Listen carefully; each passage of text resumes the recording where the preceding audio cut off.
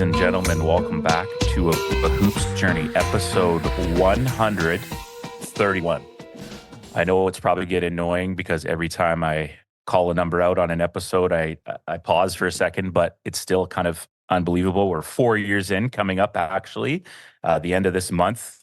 I'm thinking I'm going to have to reach out to my boy Sam or maybe Courtside Bar, Mark Starkey. I'm looking at you, and we might have to have a little bit of a celebration. But anyways, that's besides the point.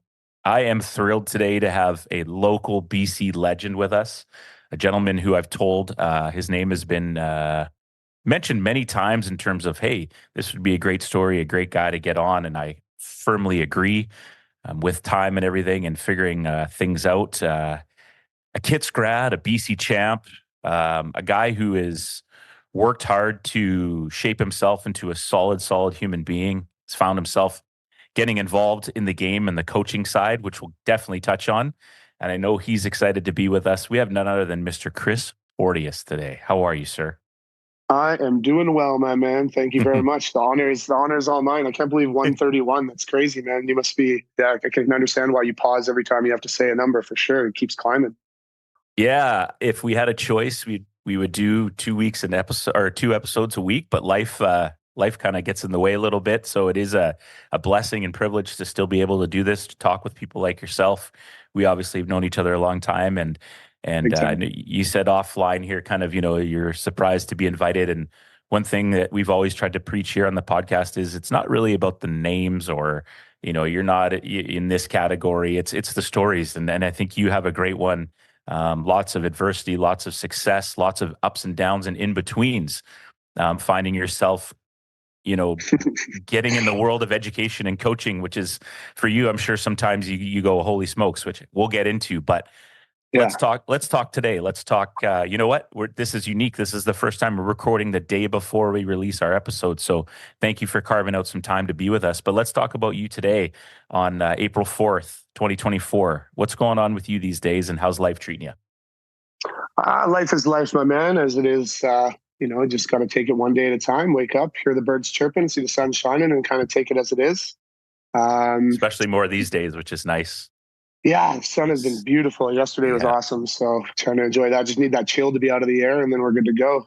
Yeah. I don't know. Just try to, working for Lord Tweedsmuir in the school district is definitely, I do sit back and laugh sometimes, thinking I never would have thought this, but that's kind of what life has taught me is you can make all the plans you want. You have no clue what's coming for you. So that's why you got to kind of take it in stride one day at a time if there's anything I've learned for sure. So just happy to be back within the basketball community for sure in the last 5-6 years, coming back into that. It is...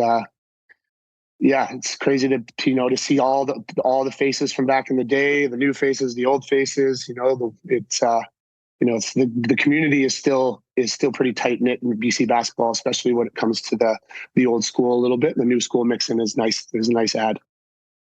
Absolutely, man, and you're a good add to it. I think the positivity and the skill set that you bring, especially with your background, and we just had our parent-teacher interviews on Tuesday, and one of the things that's interesting for me, I'm 46, starting to think more about retirement than I am, career path or whatever, but just sort of like thinking about, obviously you and I have shared a lot about yourself and your background and my son, and kind of just realizing how much better we can do with the education system, and it's not to anyone's fault, but sort of like high school really wasn't for people like me and you growing up, man. Like it just wasn't. And unfortunately, it's still in a place where I think not a lot has changed. Maybe the curriculum has changed a little bit. How we deliver that curriculum has changed. I think we've come a long way in terms of seeing kids for who they truly are. It's better. It's not perfect. We still need to do better.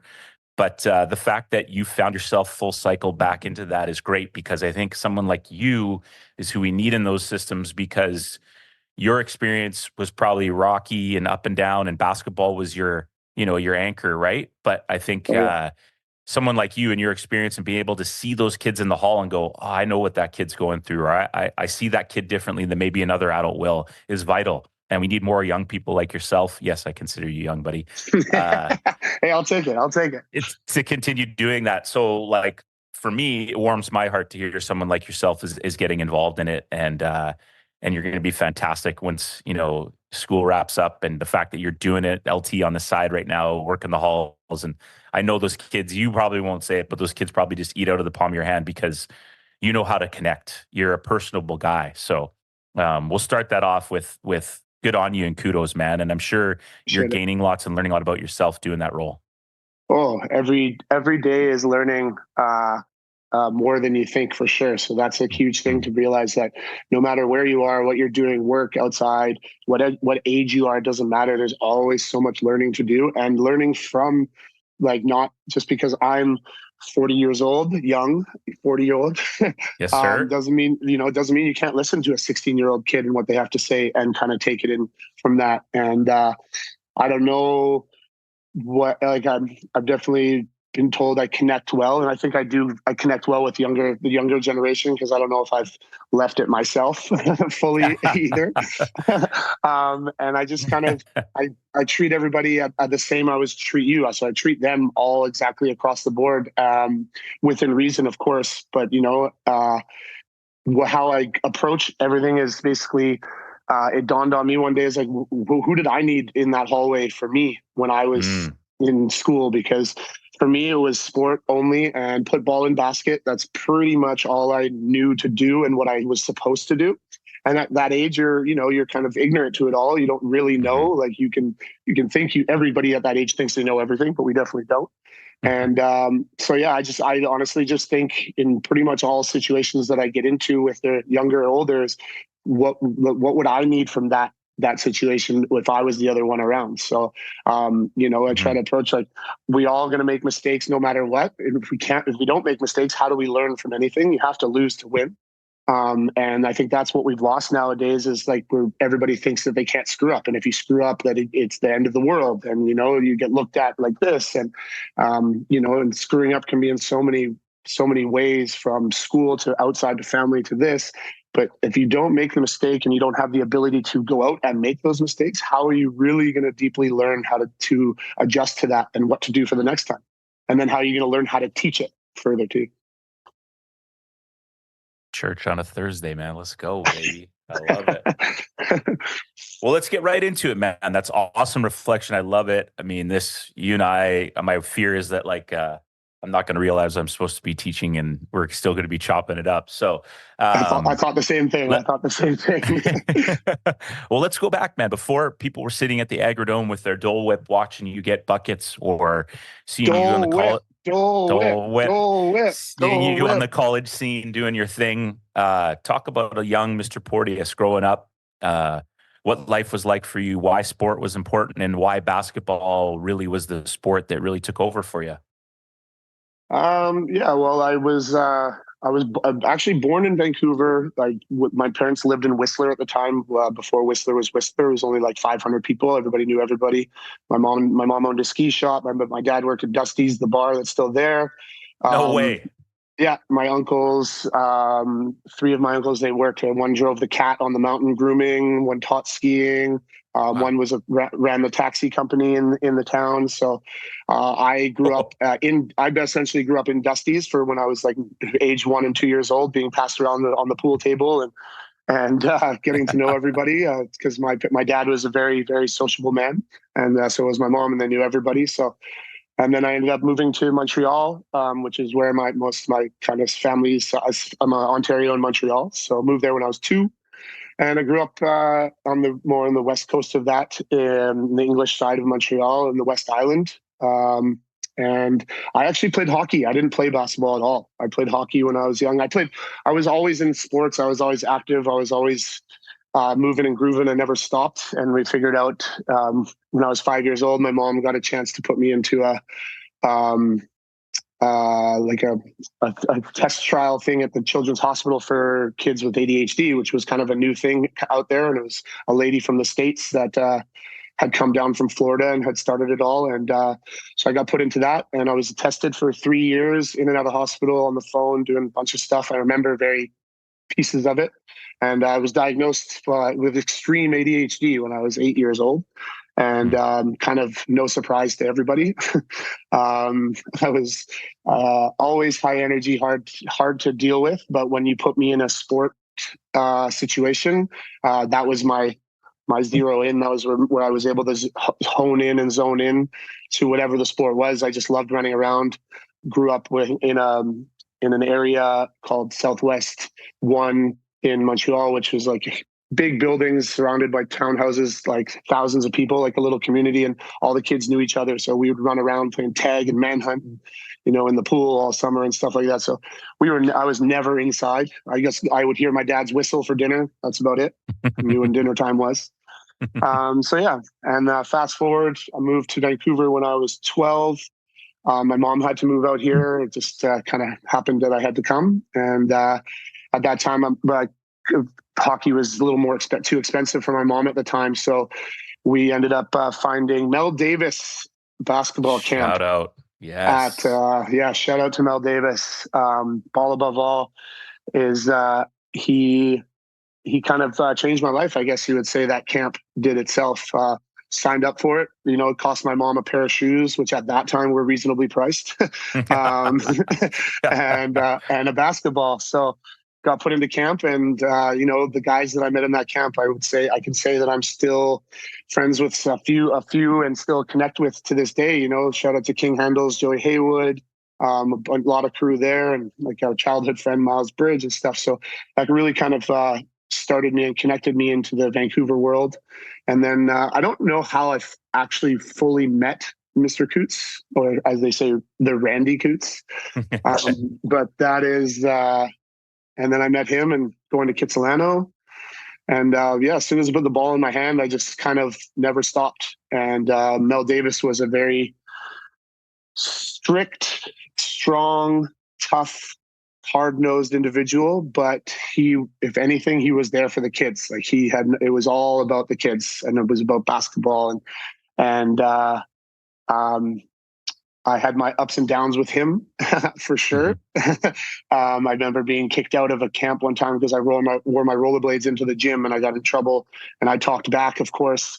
And he kicked me out of the camp, and it's like a learning lesson in my mind for a long time, being yelled at like that. And, wasn't used to that kind of stuff. So I think that helped. Rollerblades. Let's go. Rollerblades. Yeah. Oh, buddy, I was a rollerblade king. That's actually how my nickname, I don't know if you remember Barbie, my nickname in high school, if you've ever heard that one before. But rollerblades is actually how it came about. It was no fun story other than I was rollerblading to the beach one day. A bunch of grade 12s saw me and called me rollerblading Barbie. And they kept calling me that. And then that name took off for all of high school, literally. That's awesome. I love it. Yeah. What was it like at a young age, having to move around? Did it matter to you? Do you remember those days? Was it just because, were you just so busy and active and social that it didn't matter? You were like, or did that have an effect on you in terms of being so young and having to figure that part out? I don't think I remember it like affecting me. I was just always like, something that I am happy about from childhood is I was always out and about. Like my dad, like I said, my dad was moving and grooving, always here and there with people. So was my mom. I'm in the bar business and stuff like that. So I was always going here, going there, going to this person's house, that person's house. So used to like having to move around and going to visiting my grandmother, I was always kind of out and about, never really just stuck in one area, and always kind of moving from a different apartment to a different apartment as it was as well. So I don't think it affected me much, but I think it really helped growing up, being comfortable with being able to move around and not being worried about being stuck. As in my adult life, I moved quite a bit. And it never fazed me other than enjoying it. Yeah, being pretty adaptable.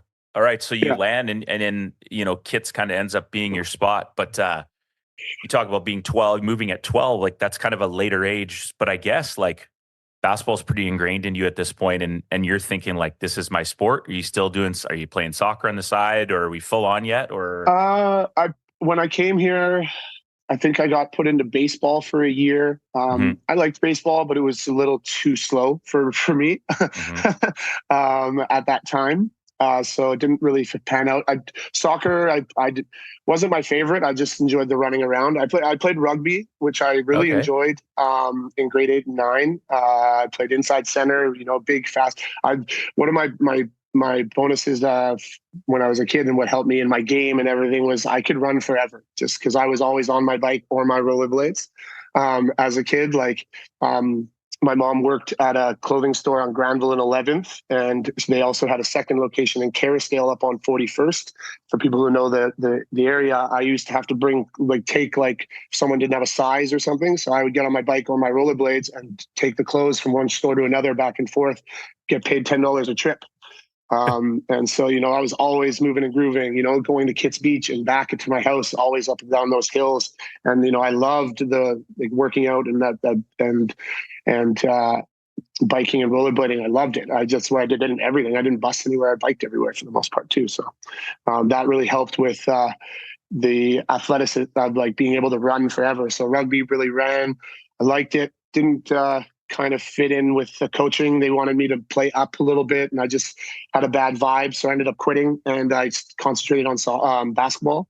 Coots wanted me to play soccer as well because he coached the soccer team. But for some reason, I don't know why I never played. I regret that. I wish I had played on the team because it would have been fun to be part of another team and just in another season and stuff like that. And I try to tell all the kids now to play all the sports that you can. Don't just focus on the one because it's important. It's integral for the sport that you want to concentrate on to understand the different sports, to apply the theories and the thoughts and the skills into the game that you have as well. So you are all well-rounded. So if you stick to that one sport, you kind of miss out on a lot of things. So I regret not playing soccer, but so I pretty much honed in on basketball from grade 9 on. But all I had was basketball. And because of Randy Coots, I was put into a very lucky area. I was part of the Marilomas back when the Marilomas were the Lomas when I was grade 8 and 9, playing with Bob Hilchey, Pete Morris, Dave Smith, Dave Monroe, Virgil Hill, Brian Lee, Randy Coots, Big Vic, Mark Staley, that was my intro to basketball. So I was very lucky. And that was one of the biggest, that's what made me anything that I was able to be. Was not only did they bring me in and treat me equally, I earned my game on the team. I was grade 9 starting men's league Marilomas, and that's when men's league was you played too. Careful, when it was, man, don't be sounding like an old head here, bro. I'm not. It was different. It was just different. It was a different game. I mean, the level of players too, because it was all ex-national, all the university, all the guys, and it was concentrated. Now there's so many leagues that there's, this is spread out. So there was only really the one, Coots ran the main league at Kitts, all the Ram Jam, all those guys would be there. And I would scorekeep and ref and get to play with them. So I didn't really hang out with a lot of people my age very often. I was always in the gym with old people. Interesting. And so I got really lucky there. And I think something that we're lacking in the basketball space is that, right? The playing against the bigger, faster, stronger. How do we get these kids to not just play at their own tier? We'll constantly, we'll try to open gyms here and bring some alumni out. And it's all the kids want to do is play on the one court with each other. It's go get beat up or play with that guy. You'll figure things out so much quicker, right? And such a different game and speed. And I remember those days. I think we used to do, it would be at the Grizzly Center.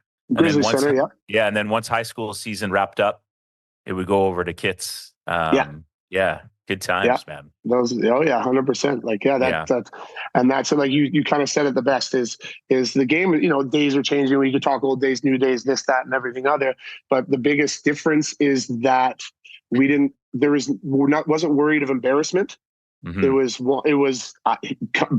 beat me up. Again, I grew up at Kitts Beach back when, in the late 90s to date myself, when it was, Friday, Saturday, there's 300-400 of the American guys coming down, and, there's 300-500 people surrounding that court. And it was hardcore basketball. And you had to be able to just play alone was you had to earn that right. And then let alone to, and there's you could shout out names there. I could for days of who taught me and brought me up, and like, showing up there and playing, and then all the guys showing up and then they're kicking you off the court and then trying to get back on. And then, like, and then that kicking off made me want, like, you think you're okay, let's go. Fine. Let's figure this out. I don't care who you are, and let's go at it. And you had to earn that right. And that's the biggest thing now, is you don't have to earn anything from the game anymore. And as far as club basketball, you're not earning to get on a team. You're not trying out.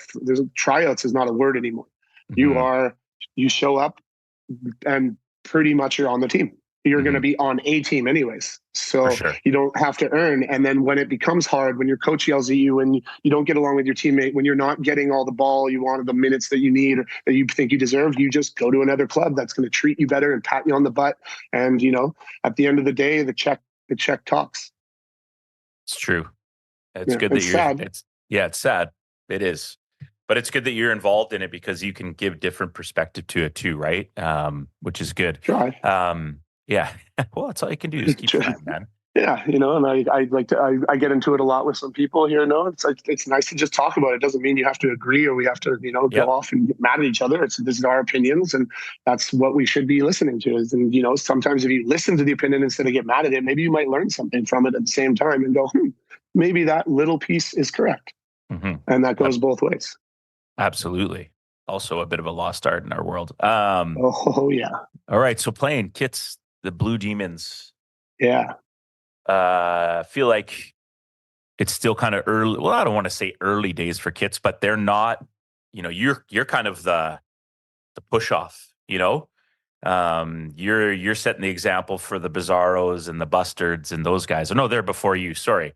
They were that, right? And so did you know who those dudes were, or did you know what Kits basketball was? You've talked about Randy and his influence with you in terms of realizing like, wow, he must see something in me because he's got me playing on these men's league teams. He's open in the gym. He's always around.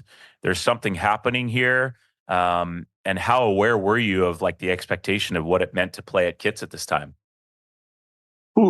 Definitely not sure I was aware of the expectation at the time, but if it wasn't for Coots, I'm not sure what path I would have ended up down, because he basically kept me in the gym. Luckily, again, having the men's league at Kits, he was always at Kits. Like, man, he literally lived in that place, being night school as well. So that was my luck to have him around, and he saw something in me, and I stuck to that. And I appreciated that. He was the closest father figure that I had at that time, with my dad being on the East Coast, of course, like not around, but here, like kind of watching out for me.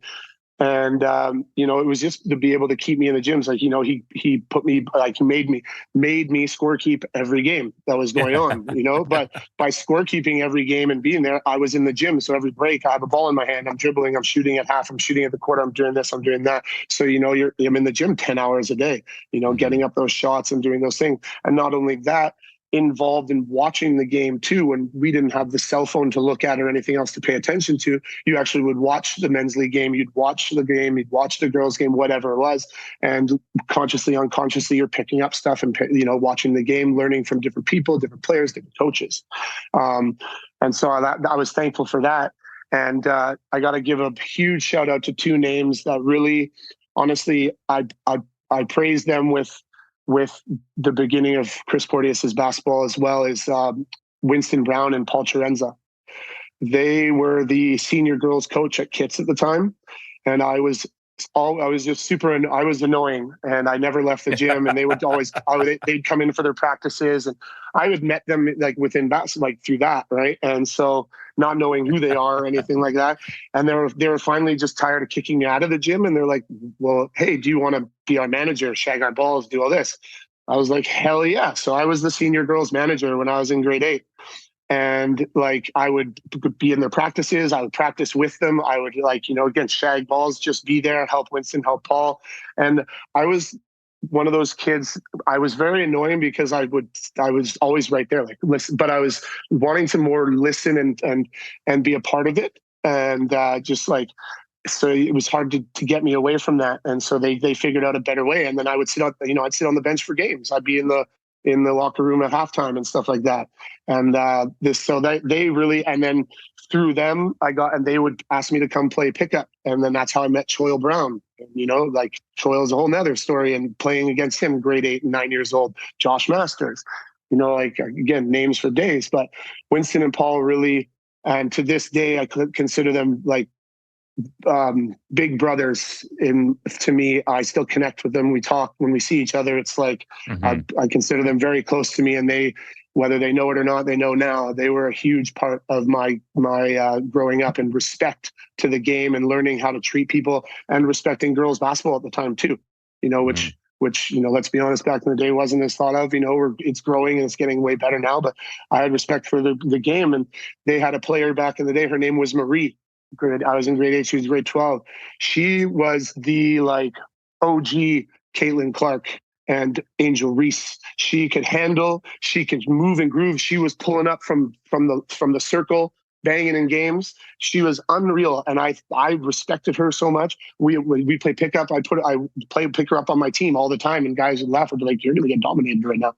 And the best story for her is, and like watching them coach her and stuff like that. So there was so much learning just in that alone, and then that was like a big catapult for me in a lot of ways for a lot of things. But with those three names, Winston, Paul, and Randy, that's where basketball really started for me. Was that.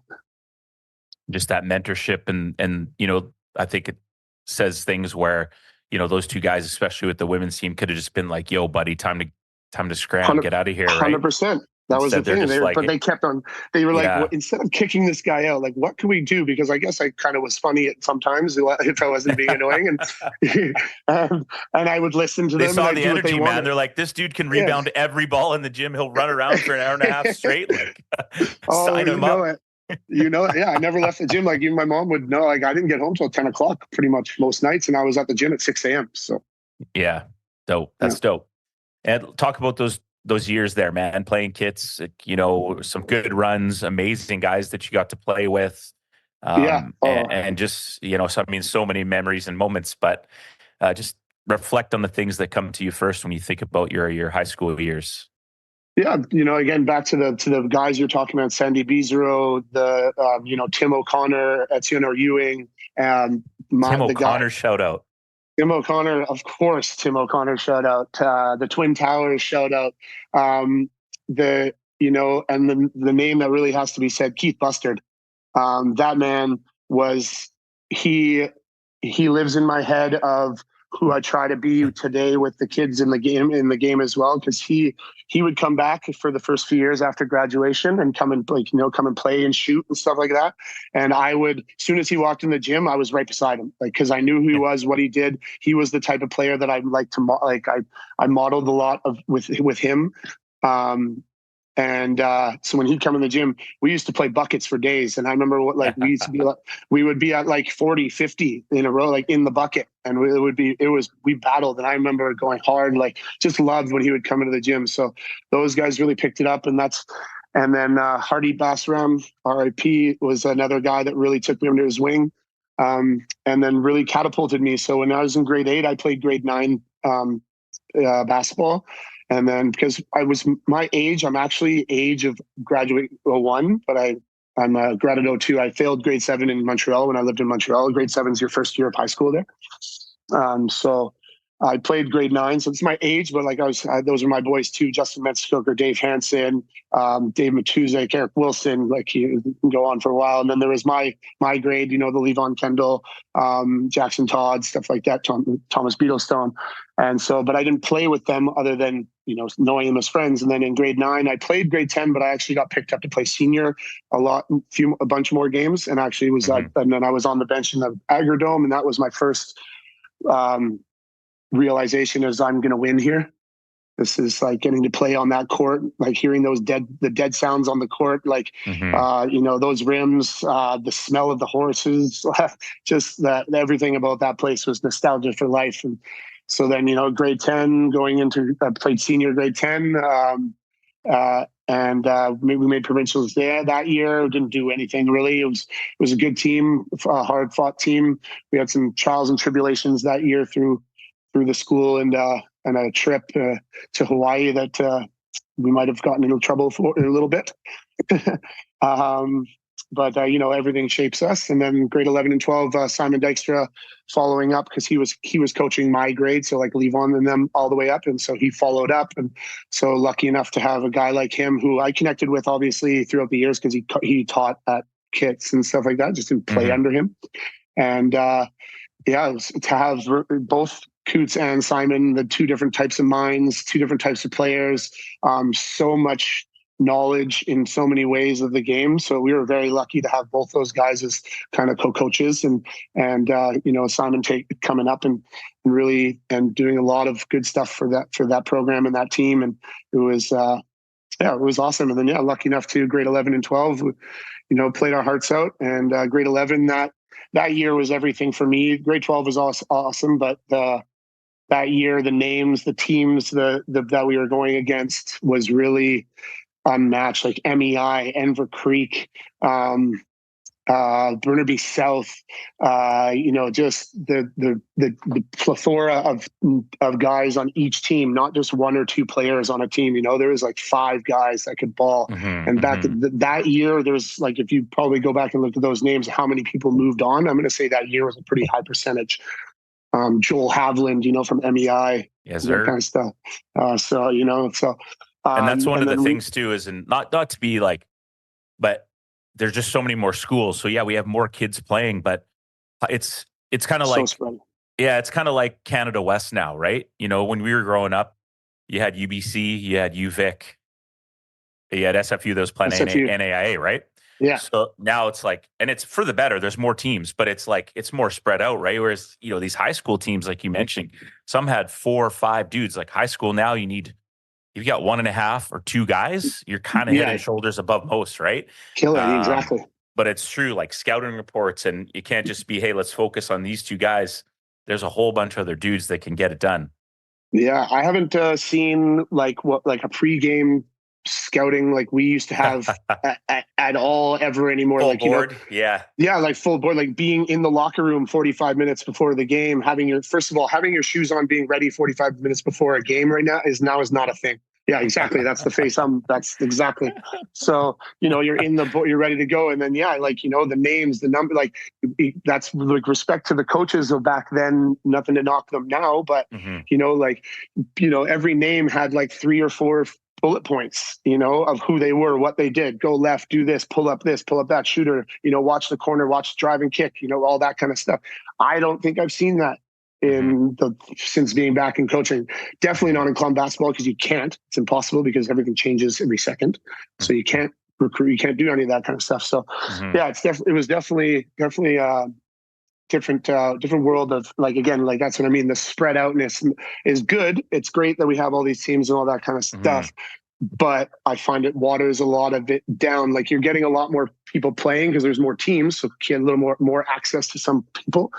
But the level lowers itself at that point. And then when you don't have kids wanting to jump up and play, then the progression bubble, your bar is not going up. It's going to be staying pretty flatlined. And those things that you're not even realizing are prepping you and other guys that are at your skill level for the next level, right? As opposed to just like a scouting report like that. Like we have Denzel LaGuardia, he took the senior team this year. He's a grad of 2012. He's like, Coach Mitch, he's like, you used to have, the top 8 guys would have a scout, for every game that we played, or at least every big one, right? And now like our scouts, and no knock on our guys, they're just very brief because it's kind of like quick little tendencies and we're always questioning ourselves, like, are we giving them too much? Like, can they handle this? Because they just don't see the game the same. And so for you and Levon, all these guys that you've mentioned, they go to the next level regardless of their coach. If a coach puts a scouting report, you're like, okay, been there, done that. Like I'm ready, So it's that you prep just nailed level. It, right? Nailed it. That's a problem now. Is like the preparation from this level to the next is the jump is freaking huge now. It's always been huge, but like you said, that preparation, I think we're a little definitely ahead on that. Like, being on time, getting game ready before, being in the gym, getting shots up, getting the warm up and your stretches in before you go for coach's talk, before you get on the court, and just prep for games, like learning from a coach like that. And then now there's not a lot of that, because too much information overload, people don't understand. It's all about ball in hand now instead of information first and then let's go do it. And that's like, there's only one ball and there's 5 guys on your team. So there's only so much you can do. So the info and the prep of, like being able, something I think anyways, is clocking guys and clocking the team. So like, when you get on the court, for me, so I'm guarding this guy. So I'm going to look at him right away and just watching his posture, and going to shape him up from that. As soon as he gets the ball, what's the first move he does? How is the first way he's guarding me? What way is he guarding me, this way or that way? And then that's going to progress throughout the game for the next play and the next next rotation. Like, he doesn't play help side. He doesn't go all the way into the middle of the key. He hangs out on the block. So I know I have my back door is a lot more open. I can get to the corner and have more space. You know what I mean? Like, there's none of that. And then off ball play is not even a thing anymore. So, like there's moving and cutting ish, but there's no, like, I lived off back screening and screening other guys 2 or 3 times to get open. The Steph Curry, if you watch Steph Curry, he doesn't just get open. He fucking works his ass off to get open. Yeah. And a lot of it is he's doing something for somebody else that creates it, and that creates it for himself. But that comes into play of being in the gym, watching the game, playing pickup, which is not a thing anymore. Learning, playing from all types of personalities, levels, different types of players, this and that. So that the IQ of the game, the skill set is definitely higher. Sure, I'll agree with that nowadays. More athleticism, sure, 100%. But can you put this person with 4 random dudes and then they go play real basketball? Figure it out? Nope. Yeah, I don't think so. You know what I mean? And that was men's league back in the day. That's how I learned. That's what I learned. I learned 2-3 zone with the Marilomas. There was no resting in a Marilomas 2-3 zone. Like, there was no chill. You didn't play 2-3 zone to relax. You know what I mean? There was a point to it. And that and then you're man to man, learning how to play with each other, and knowing that you're allowed to get beat if you're playing a ball, like aggressive pressure. You're playing aggressive pressure to force something to get beat, because your guy is helping. Why? Because he's communicating behind you, and you also have trust, and how you guys are going to play, and belief in what it is. So I think that's, the understanding and that IQ of, okay, I know, playing. One of your questions of who the favorite players are and this and that, like, one team in specific is, and I have 3 players, Ukes and Rob McCullen, and Choil Brown. We play men's league. All I knew is that our big men were going to get the rebound. Ukes was coming out to the right side, like extended foul line for outlet, and all I had to do was run the 2-lane. Choi was running the 3-lane. Ukes turned without even throw the ball up. One of me, either Troy's getting the catch for the dunk, or Troy's catching it, kicking out to me on the opposite corner, and we're done. And it was just like, but we knew that, like, that's, the ball goes up. We understood, because we knew who we were. We understood the game and who we were playing with and playing against. So the level just changes with that. When it's not, okay, he has the ball and I'm waiting to wait to see what he does. Now I'm going to do now. Okay. Now. It's all in that moment, instead of like, what's the next move? What's going to happen after this? How are we going to plan this? It's kind of like a little bit of chess action. What can we say about the people at Parkside, especially our guy, Sam Payne? A huge supporter of basketball in our community. The gentleman does many things behind the scenes that people don't know about. And one of those is supporting our podcast from literally day one. Sam reached out to us and said, hey, I like what you're doing. How do we get involved? And what you can do is find them at any local government store, or come down to the brewery, sit on the patio, sit in the back, listen to the music, come for music trivia night, whatever it is. The wide variety of beer that they offer is second to none. And Port Moody and the Brewers Row is a great place to be. We are so appreciative of Parkside Brewery, we can't even say it in enough words. Head down. We hope to see you Parkside. And if you can't, find a way to support, because they do a lot for us. Cheers.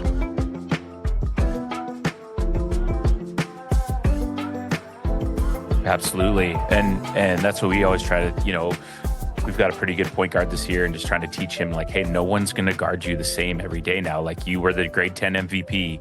Now you're definitely on the map. So no one, the odd team might just roll up and play like, he got box 1, triangle 2, he got face guarded full court, icing him on the ball screen, like just different things all the time. It's like, dude, you got to be ready for this, right? You can't just roll out and play the game. And that's where in that pickup where you're playing for staying on the court, the competition is quite high because it's like, I don't want to get off because now I'm at Kits and I'm stuck for 45 minutes. I might as well just go home, right? Like I'm not getting back on and I go to Ambleside, but I got to drive across the bridge and get over there, right? So yeah, man. No, that's exactly it. The earning that comes down to the earning, right? Like if we lose, we're off for 10 games. At Kits Beach, one game can take 45 minutes at times, but that was the thing. And like, do you get back on? Probably not. You're just there all day, and so that level intensity and just like you said, you're going to get box and 1, you're going to get triangle and 2, you're going to get picked up here, you're going to get full court, you're going to get, and it's like, does the guy pick you up here or does he pick you up at half every time? So can you get it turned, have one dribble and look up,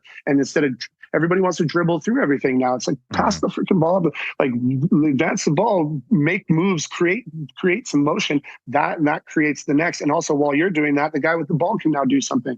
But they come down, one pass, everybody stands, defense stands, sags, waits for something to happen. So it's just it's, the excitement of it is I enjoyed our game. I'll just say it. Yeah, there you go. I'll just love say it. Okay, so you said, grade 12 was great. Grade 11 kind of just was that much more. So what's the difference? Like why? What happened there? And then when are we starting to think? Part 2 of that question is when are we starting to think about basketball after high school and how you go about that? Yeah. Grade 11 was that I don't know why. I found the competition of that year was full on, and then also White Rock Christian was the weird. So I didn't say them before on purpose. So like we were the 1 and 2 back and forth, talked about all that year, and the hype back in those days was Province and Sun newspaper. So, like waiting for Steve Ewan's column to come out, like what's coming on there, who's getting in there, what's it going to say, now you get your instant updates and your videos and stuff like that. So, you wanted to, and then you read in the paper, White Rock does this. And, it's still number 1, Kyle Wilson is still this, Zach Hogan, Sean Stewart, blah, blah, blah. And so you're reading about this and you're like, let's go, like, bringing that on. So that the 1 and 2 battle between us all year, and we never saw each other in a tournament or anything the whole year until provincials. And so I think that that competition, that like level of growth that we needed to understand what it takes to be at the top back then was then to hold that level it was a lot harder than it is now. Now rankings are just kind of all over the place because there's so many more teams and so many more schools and stuff like that. And so to hold those values and those wins, and and again, it came out in the paper, so you didn't have a chance to put a comment on someone's Instagram post. They're reading and they're believing what they're reading. So you have to make sure you're making statements every game, every time, and everywhere you are. So just the competition level was in my opinion a lot higher that year, especially provincials. Like we played MEI in the semifinals, I believe it was, with Joel Haviland. And that game was unreal. Like I wish people would remember that game, or if there was any tapes of that kind of stuff sitting somewhere. That's a game I would love to watch again. And then and then we go into Kits White Rock final, first time meeting. That kind of nostalgia I talked about all year. In the paper all year. Who's the better? Who's this? Finally, time to show it. And in my opinion, it comes back to a game before that. So in grade 11, we were in the city. I can't believe I'm going to put this on there. In the city finals, Kitsilano lost to the Point Grey Greyhounds, Mr. Saad Fadlala. They beat us in the city finals. And that if we didn't lose that game, we wouldn't have won provincials. In my opinion, that loss like spanked our behinds. Like it was a loss that we remembered, and that's what really that's what changed everything for us. And to this day, shout out to Sad, still wears the medal and the shirt.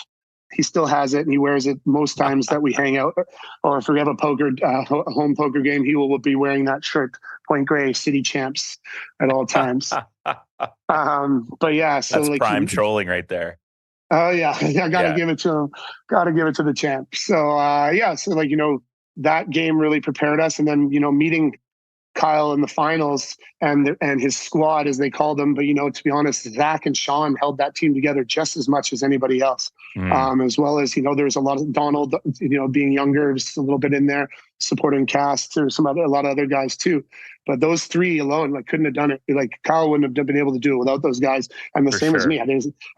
You can say whatever you want about me helping on that team. If we didn't have that whole squad, like our top 8 guys plus everybody on the bench were the reason we were everything. We all stuck together. There was competition, brother fights, and getting mad at each other, and not and nothing serious. And then off the court, we were all boys, we were all friends, and we all treated each other like that. Was like, it was just like Jesus Shuttleworth and his crew showing up to the court in He Got Game, like that type of camaraderie, and that's what it was. So it was a lot to do with the team, and it just that team versus team, and we were so ready to not lose again and be embarrassed because of Point Grey that we came out and just I have Levon actually had it, found the tape and had it digitized, and he sent me a copy, so I have it, and I've watched it, and the energy that we came out with was like, who are you?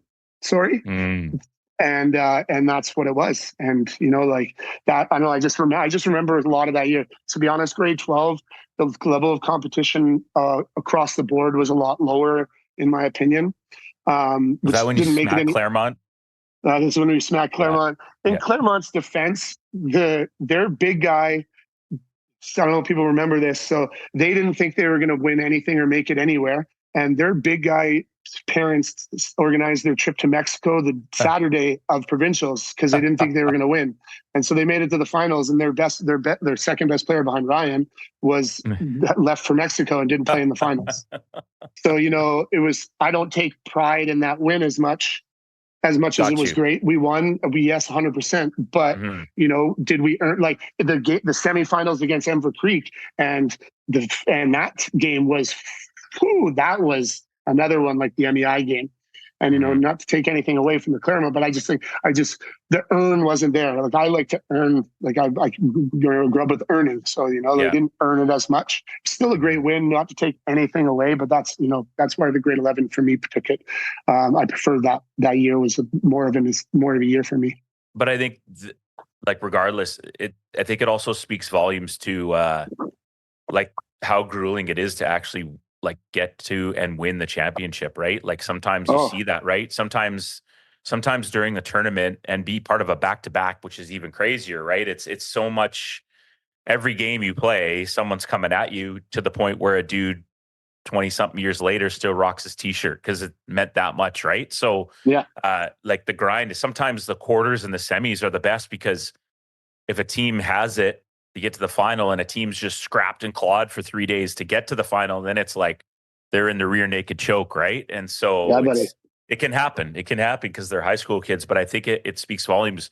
One of the things I heard Billy Donovan, a big Billy Donovan guy, I love the Gators and stuff. So he talked about the year after they won their first title, it was easily his hardest coaching year, because trying to get the guys to believe that, all right, the habits from last year still aren't going to carry through to make us be successful this year. We sense that a little bit this year with our grade 10s coming to grade 11, winning the junior BCs, sort of that vibe of like, not like I know better than you, coach, but and then I remember coaching the year after we won as well here at STM, and man, it was a challenge because it just sort of, so do you remember that being in grade 12? Did you ever let your guard down? Was there that challenge, or was it the pride so deep that it was like, yo, we can't go through a Point Grey or whatever it is, My question makes sense?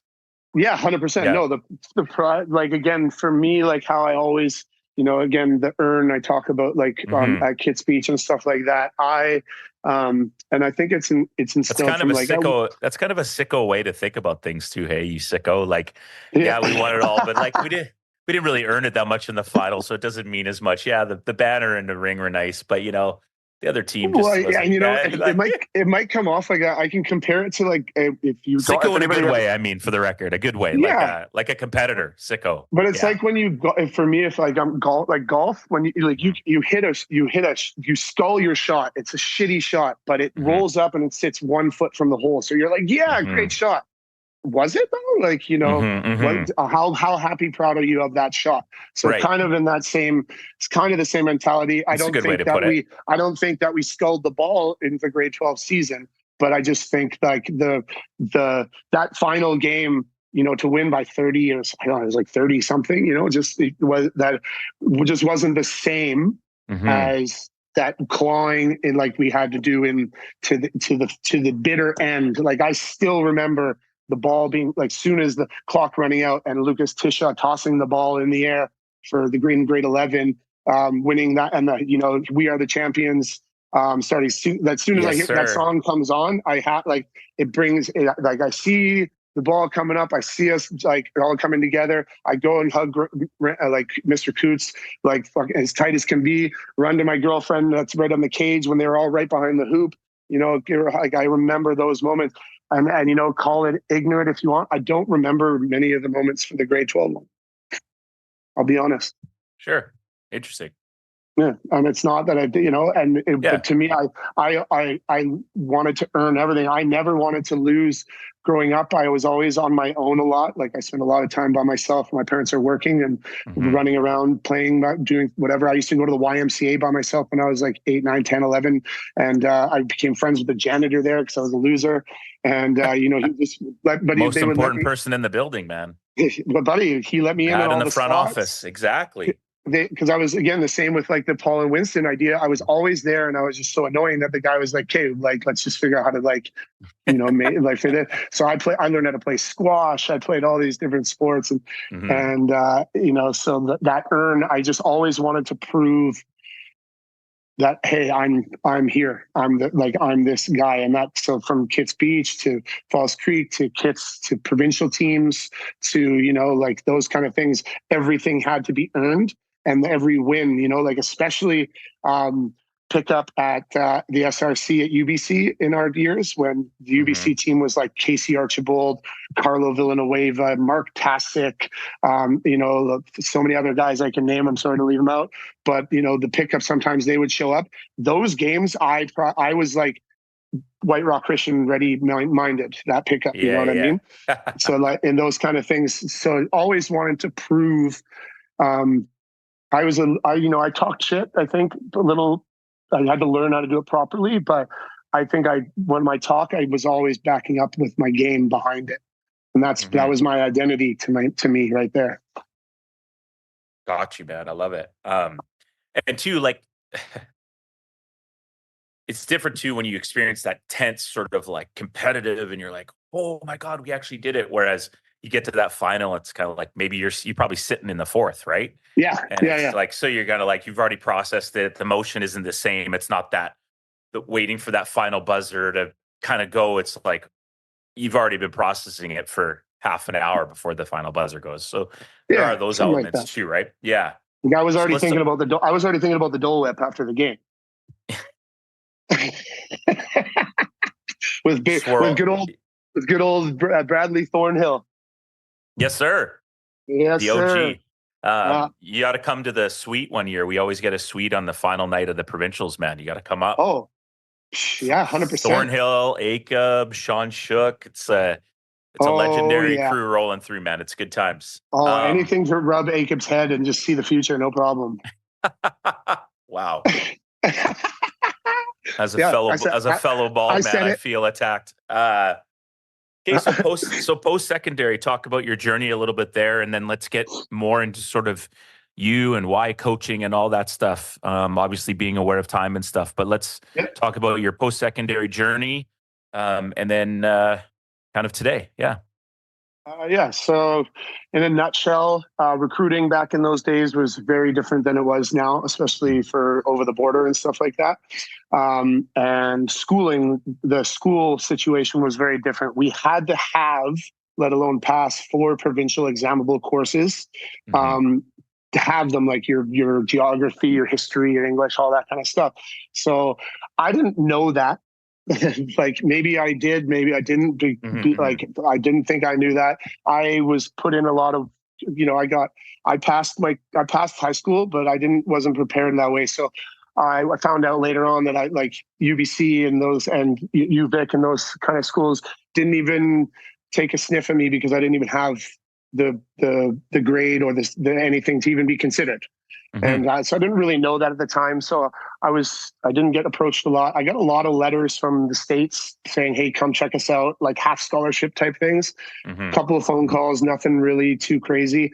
Didn't really know what to do there. I didn't know that was my job. That well, like how involved you have to be. Again, just put ball in basket. Everything's going to happen. That's kind of my thoughts on it. So anyways, everybody always wondered what was going to happen, this, that. And one day I was just frustrated and I was at a cap pickup, or it was like an open gym or something, cap Yep. pickup.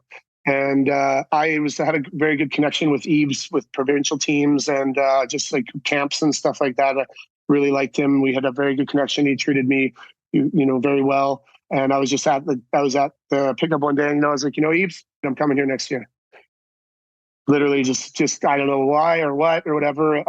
Jamie was at Langier that year, and he had asked me to be there as well. And it was nothing against Jamie. I can't even really remember why specifically. I think I was just at Cap. It was a moment I looked at Eves and I just said it. And actually, a big part of it is me and Jordan were really good friends, and Jordan was going there, so I think that was a big part of it as well. Like Jordan Hughes was a very close friend of mine with provincial team Mm-hmm. and stuff like that. We connected. He lived with me, billeted with me when he would stay down here from Prince George. That's dope. So we have a lot of good stories and connections with him. So that was probably one of the other reasons. And the other guys on the team, and also, and believe it or not, Sad was going to Cap as well. So, my rival. So made the decision, and that was that. So I ended up at Cap, and what an amazing team to walk into. I credit Tim Pershik a lot with pushing me because he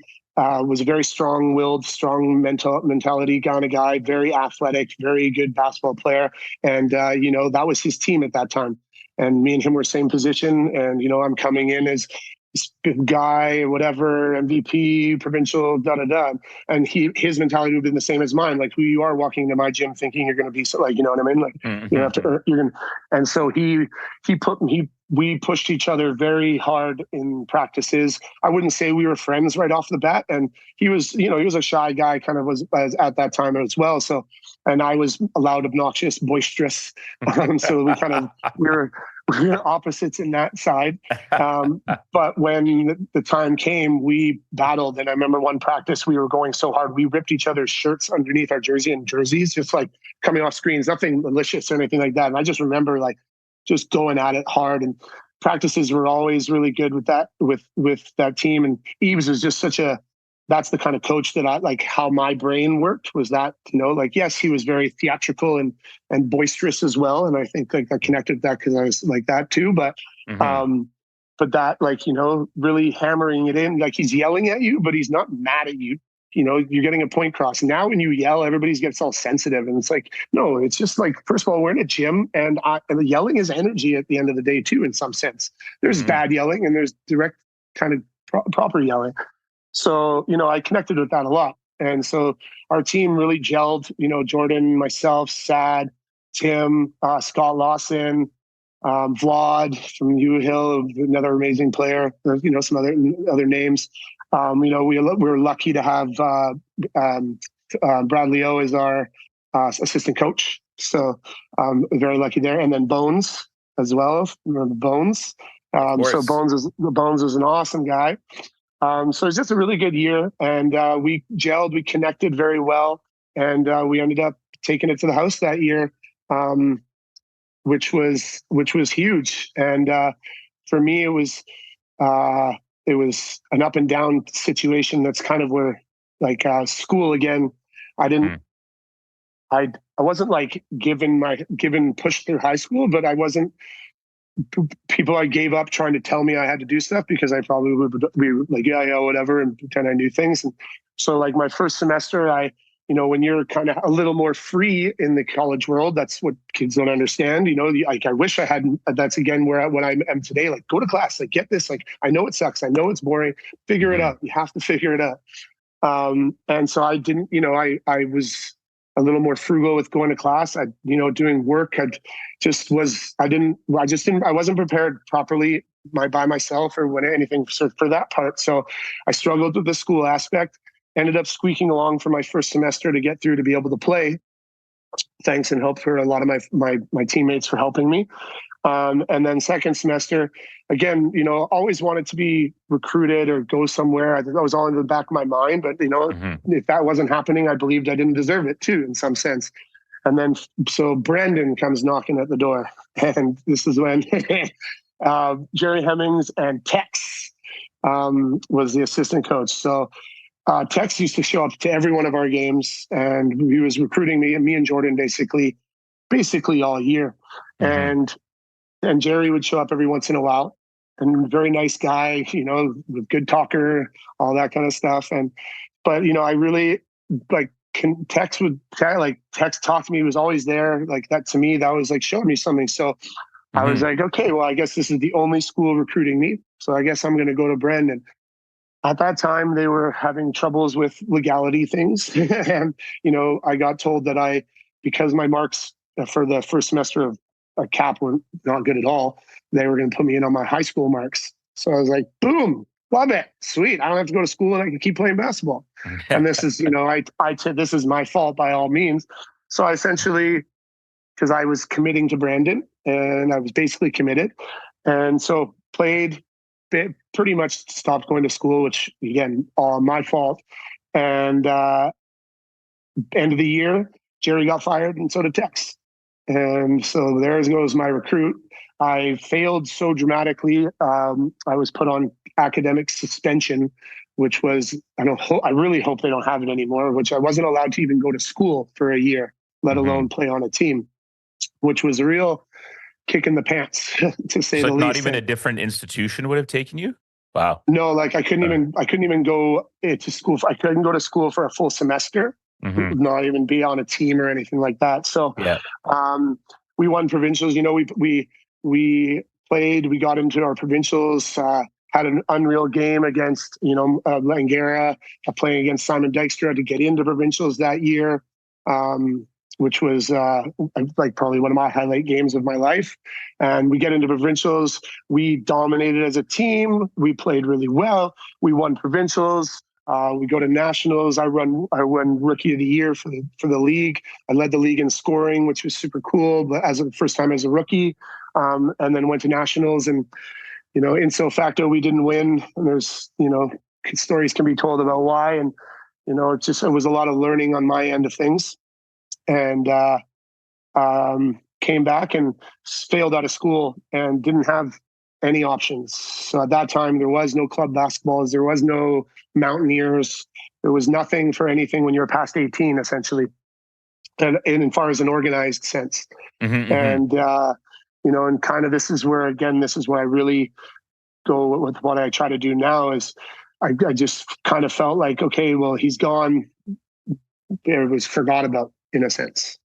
And, all my friends, everybody they hung out with were all in playing school and playing on a team and this and that. So now I'm got to get a job because I'm not going to be in school. So obviously my mom's, I got to get a job. Sure. It makes sense. And, you start hanging out with other friends that aren't as, in the same mind of basketball all the time or being in the gym all the time, because I don't have those options as I did it as before. So still play men's leagues and that kind of stuff, but was lost and failing was. Did you feel that a little bit? Like, were you going through it? Oh yeah. I was embarrassed. I was embarrassed more than anything. I was ashamed for all the work that I put in and everything I did. And this is what I did. And my mom, it was not all happy with me. I was that affected me a lot, and like basically disappointing her. And I was ashamed of myself. Like, what a loser! Like to do, like, have all this going for you, football and basket, whatever. I can talk all the awards and things I want, but what does it mean now? And so I tried to stay in basketball, but I also my whole mind frame shifted. I didn't really know that at the time, but definitely did. And started hanging out with different people, not in the gym as much. Started getting into getting jobs. I got a job in the bar industry. Ended up start partying a little bit more. Because I didn't really party or do that kind of much until college-ish. Because all I did was play ball, and a lot of my friends, we had our times here and there, and so losing that, getting a different path, you can say, and just kind of lost. I definitely was lost, didn't know what to do. Luckily, I got to start practicing with Langara. Mr. Dykstra kind of let me in on there and practicing with them for a bit. So kind of brought me back into that a realm again. And I was like, hey, perfect. And I remember like, okay, oh yeah, because I wanted to play the next year at Cap. And so I went back, Ebes brought me back, and I was still there. It's about 30 pounds heavier, 20 pounds, 25 pounds heavier than I was.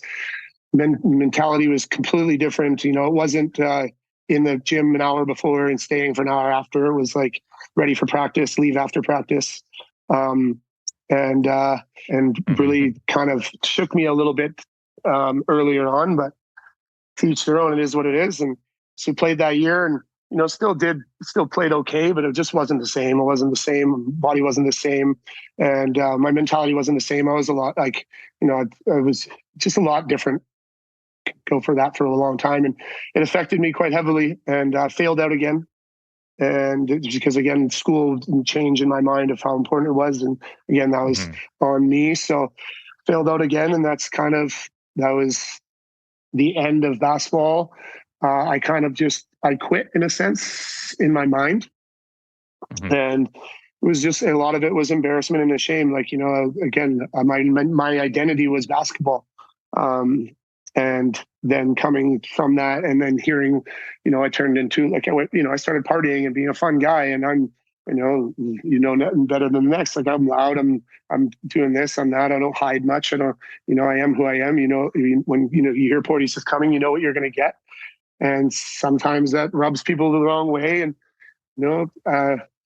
started doing jobs and random jobs, recycling and doing this, doing that, just because I didn't know what I wanted or what I needed or anything, and I didn't, and everybody that I had in my life and basketball, I basically pushed aside and kind of stayed away from it as much as I could.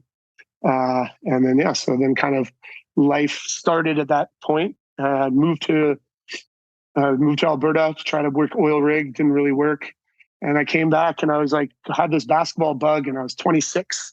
And I just, let's give this a shot. We try to go again, 25, 26.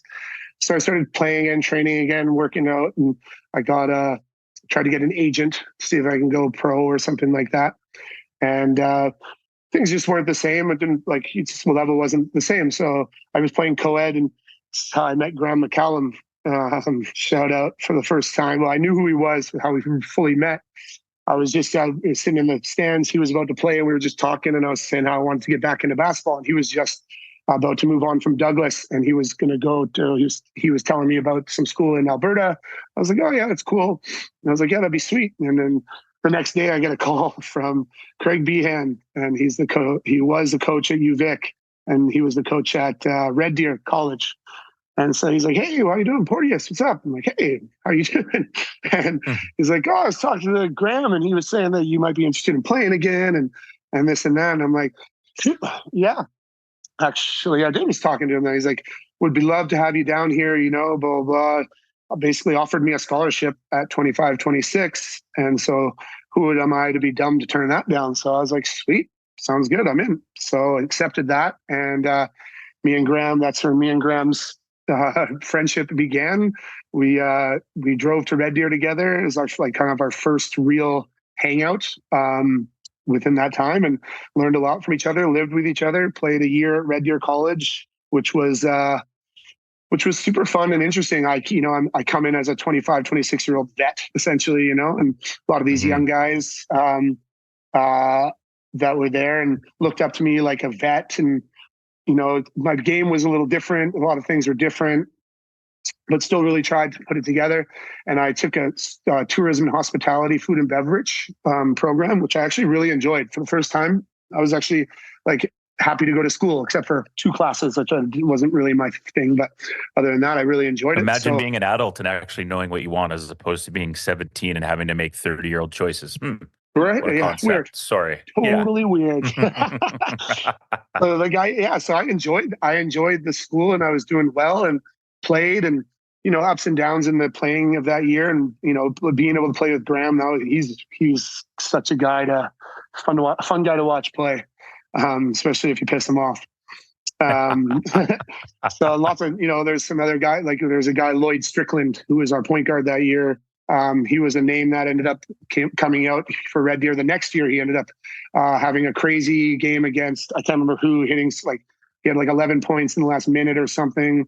He was against Lang, wasn't it? I think, something like that. That was the semi. I remember they hosted the semi at Quest, I think. Yeah, and he went nuts. Like Brody kept hitting his free throws, but this guy would come back and just whap a 3 like every time. It was wild. Yeah, and to think like the Lloyd that I knew, like his first year coming out there, because he was like kind of like a Jordan Yu. He coming from a small town, like that kind of guy, point guard, fresh, like just like little guy, like a ton of energy. So it was really like he was a great kid to meet. Made a lot of good friends and connections that year. I loved it. It was super fun. Basketball wasn't quite the same. I'm glad I did it and all that kind of stuff. And, I ended up coming out with a 3.1 GPA, coming from leaving CAP with a 0.86. So, I was really proud of that. That was kind of a good thing for me. As you should be, yeah. And the basketball was good, and it was fun. So, and then ended up moving back, and then kind of basketball that was the last I did with it for a long time. And then I moved around. I lived on the island. I lived in Nicaragua for a few years. Back in Alberta for a couple of years as well, in Red Deer and Sylvan Lake. So, basketball shaped a lot of who I became from the bad of it all. But it was a lot of, I probably went 6-7 years without even talking about it, looking at a ball, watching. I didn't watch it on TV at all. I had a very negative feeling to it. Even when I'd see it, I would hate it, and that kind of stuff. So I disconnected from it completely, 100%. And in that time, I learned a lot about life. Let me tell you. So, it kind of brought me back here now. I don't know. It's been a journey, to say the least. For sure, man. Couple things, and just listening to you and your reflections there. I always find it funny doing this show, just kind of chatting with people and knowing more and hearing stories and things. It's like, do you ever wonder if you hadn't have gone to Red Deer, right? You hadn't hopped in that car, how things would have gone, right? And it's funny how life is about choices. And up to that point, you made some choices that obviously you were happy with, and some that you weren't. And then that choice sort of ended up being good for you, right? Which is, I find that super interesting. And then I just have 2 questions for you before we get into some more stupid ones. But so one, how uncomfortable was it the first time you went back into basketball, and who was the person that pushed you into it? Obviously, you're attached with Rain City and Taylor, and when and how did you know that your heart was ready to do it again? So that's kind of, sorry for the ADHD brain. That's 4 questions in one, buddy. Hey, if anybody can take, I just bullet pointed your whole thing. I got you. I understood it all. and then 2, I don't want to use the word forgiven, but like, have you realized that like you've forgiven yourself, or have you moved on and realized that, like, I hope when you come to Dolphin or run into people in the community that realize that in the end, the wins, losses, the in-betweens are great and all, but like, it's this that's way more important, and no one really gives a crap about how your story went after you left high school, as hard as it was for you to manage.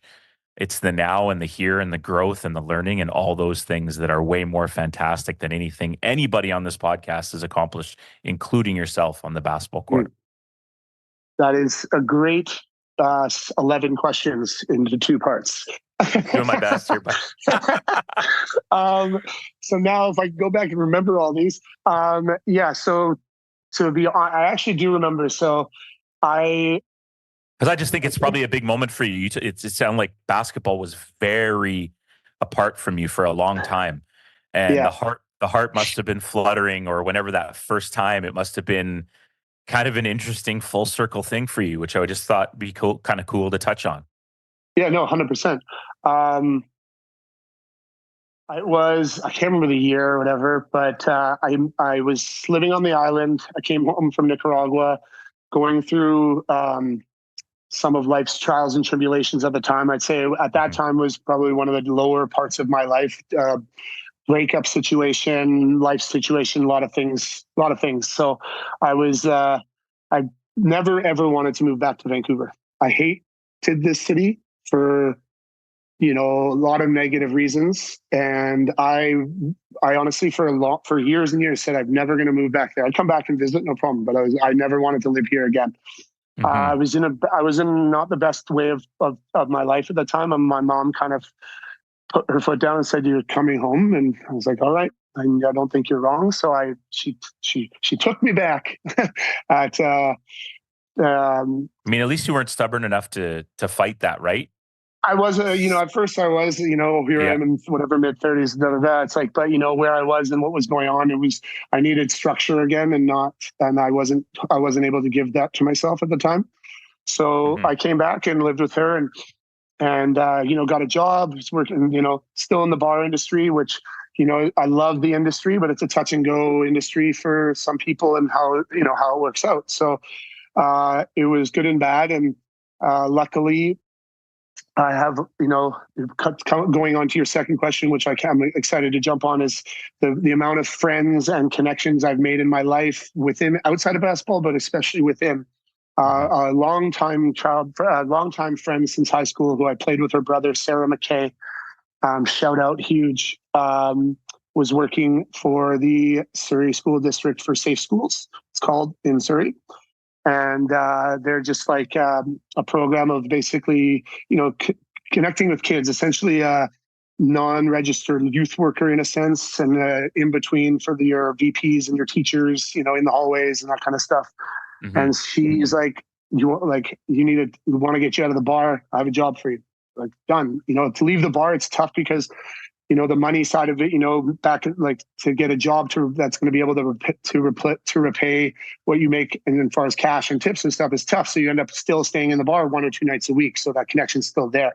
So luckily the job paid better than most jobs I could just get. And I was like 100%. The job was sound. I loved the idea of it alone. I was like, yeah, please. I would love that. So 2 months later, she helped me out, and I was in with Safe Schools. I quit the bar industry, which was a great move, and that's what brought me into Safe Schools, and bounced around for a little bit, and then luckily I got into Lord Tweedsmuir as a posting position, and to be there, I've been there 4 years now. It's been 4 already? Yeah. Damn. So prior to that, when that kind of changed, when getting that job and leaving the industry, something about basketball, can't remember pinpoint the situation in general, but I was feeling it again. It was Christmas Day. I was by myself. It was a beautiful sunny day. I want to say Christmas 2018 or 19. And it was a sunny day. I went out to Canadian Tire because it was open, and I bought a basketball. And I went to Kits Beach, and I had my headphones in. I had my dog Diesel at the time sitting watching me play. And I just started shooting around. And who other than Simon Dykstra, walking with his family for a Christmas Day walks by the court? Life and I'm like, so weird, man. And I was like, weird.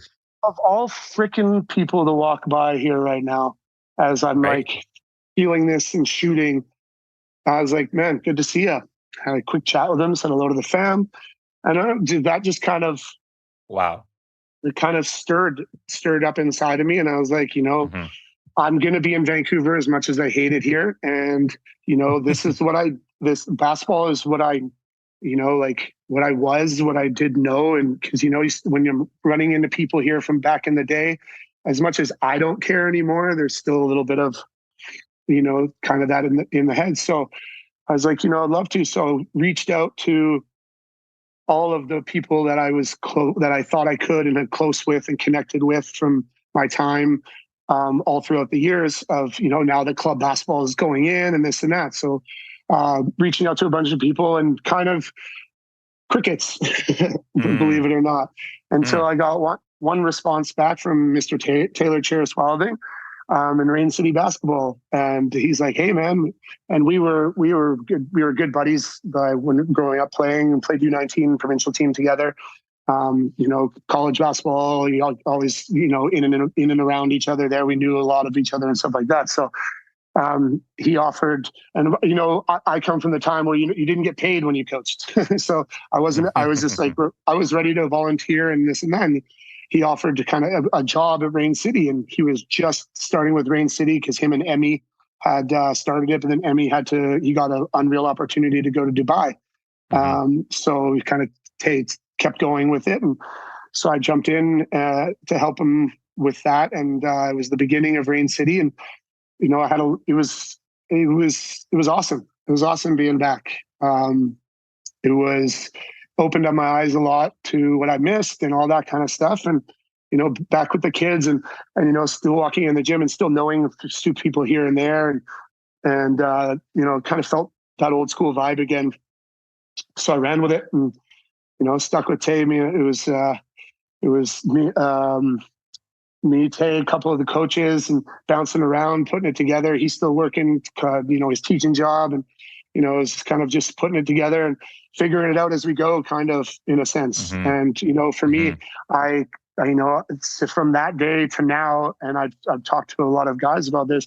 I've had to learn how to coach, train, talk to the kids. So many times adjusting throughout that time. Like I know when I first walked in, I was basically a cross between Coots and Eeps. Like come on, blah, blah, blah, but like to me that meant passion. And to the kids now and to the parents now, and you got to realize age too. So a lot of learning on, like if you're coaching 6 to 8 year olds, you can't be doing the same as, obviously drills are not the same, but you can't be talking the same. You can't be, introducing the same, going like talking it longer, this and that as you do with 12, 13, 14, 15 year olds. And, what can you do? And then how do you intertwine it all? Because sometimes you have to go from that to that age and stuff like that, which is tough in coaching. So it was a lot of learning, a lot of frustrations. Started trying to play again, but body just, from not playing at all for basically 10 years, pretty much, was very different, relearning how to shoot, again, all that stuff. And there was just something off with my shot that it frustrated me beyond belief. So I don't enjoy playing as much as I used to. Just because for my mentality, I can't do a halfway or try to figure it out when I get on the court. So it's really tough. So people always like, come on, I'll play with the kids. I like screwing around with the kids and having fun and showing them, little things here and there, little tricks that, a 40-year-old can still move and groove and do this, what you do with a lot easier and less, it's something that I had to watch, like the guys, the Marilomas do. It's like, how do these guys that are now, they were my age now, how can they still do this? How can they do blah, blah, blah? It's like, well, because you learn how to play smart and smarter, not harder, that kind of stuff. And so I enjoyed here and there, but yeah, being with the kids and connecting with the kids is really what I've loved the most from it all. The basketball side of it has been tough because I find club basketball is the Wild West right now. And I have a lot of opinions on ups and downs of it and the goods and the bads, but in the end of the day, it's just too spread out, it's too watered down, and everybody wants to fight against everybody instead of work together. As soon as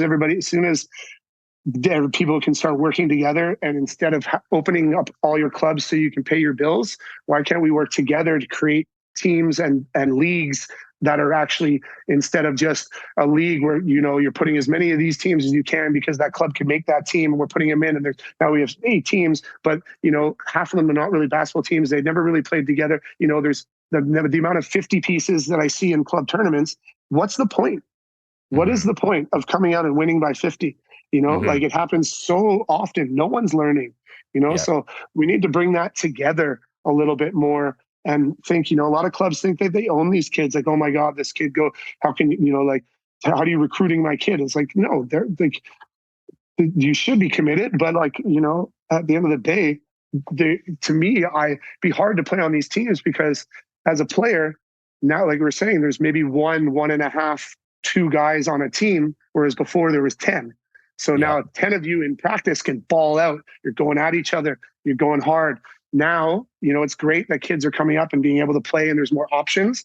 But, you have a U16A team and 3 guys are ballers that are trying to be better. 3 guys are basketball players that just enjoy the sport, that like playing and they play high school. And then 4 kids that, are learning, which is great. You can't be on the same team and call yourself competitive and call yourself learning and maturing and growing. So, so it's just tough on that. So I just wish, we all got to work together instead of against each other here, and stop worrying about the money and put the money towards what's going to make these kids better, because we don't make them better. What are we doing? And it's not just on the court. That's the other part. In case you didn't know, our second sponsor, ATO Basketball, aka ATO B-Ball, located directly at the Langley Event Center in British Columbia. This place has everything you need. I swear, if you walk in and you're a hoop head, there's nothing you won't be able to find. Sale items, Jordan, Adidas, Puma, you name it. The brands are all there. Shoes, jerseys, retro, current, Vancouver Bandits. You can even get every basketball you name. Shout out to our boy Jeff at ATO B-Ball for willing to be a sponsor to us. Go check them out. Check the store, mention us, and who knows, you might find yourself lucky. Thanks to ATO B-Ball.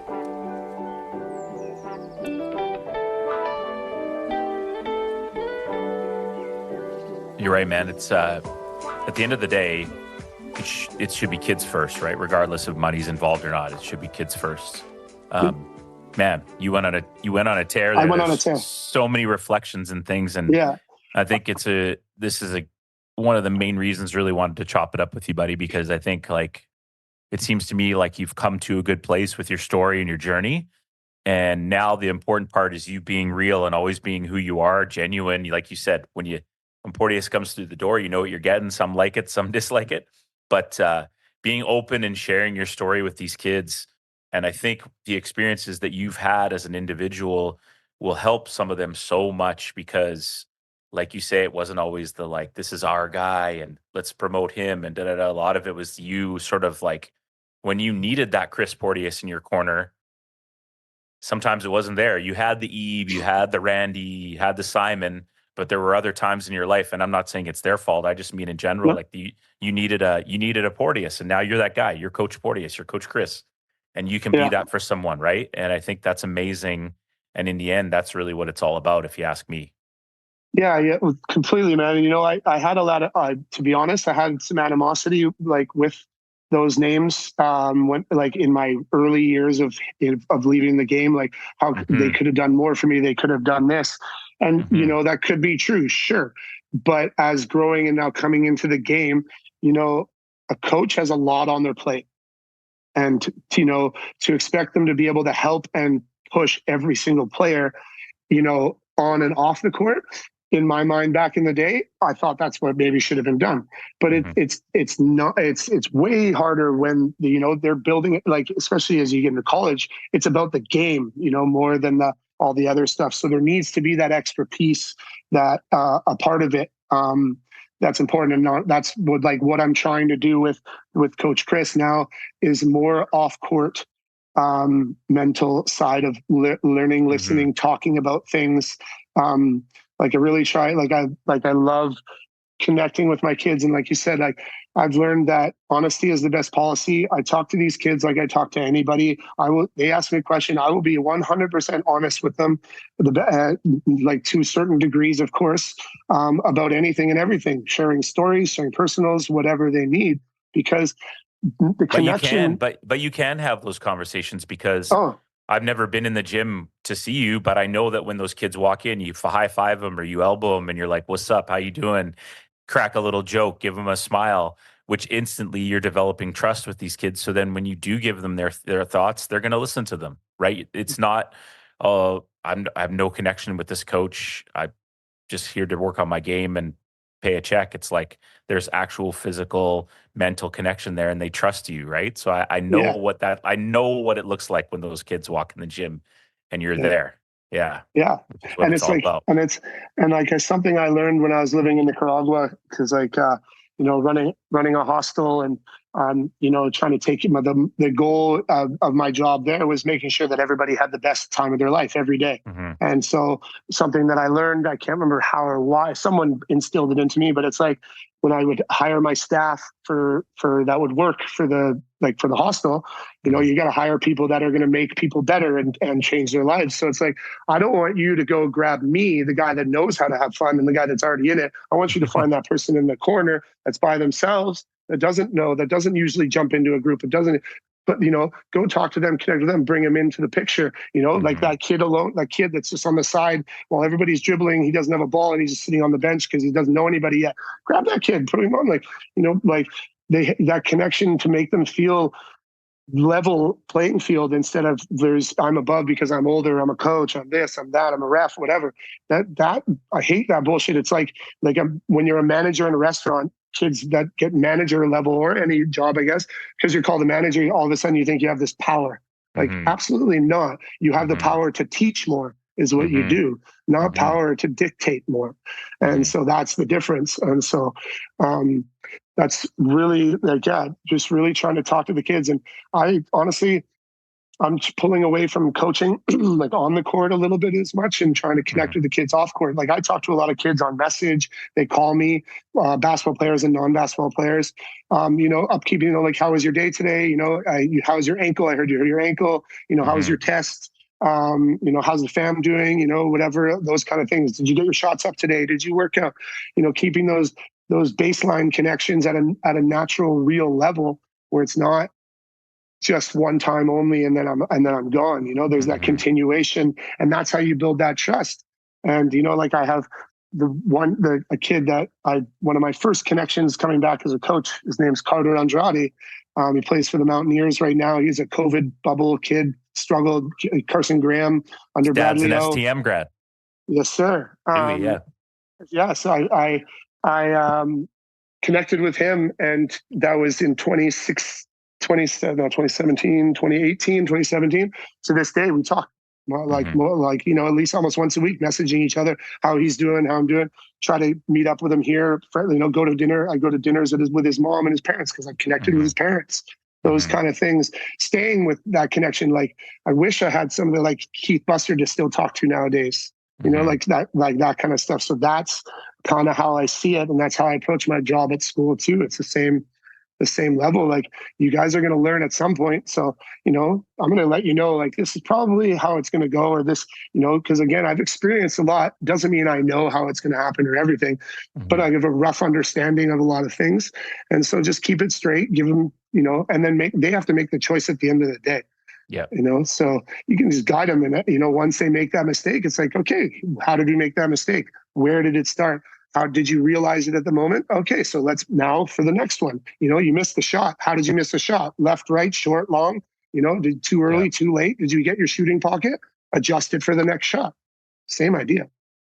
And that's the key, like, to teaching and coaching, I think, and leading, managing, anything like that, is like, we can all I could go home and study Social 11 and be ready to teach that, right?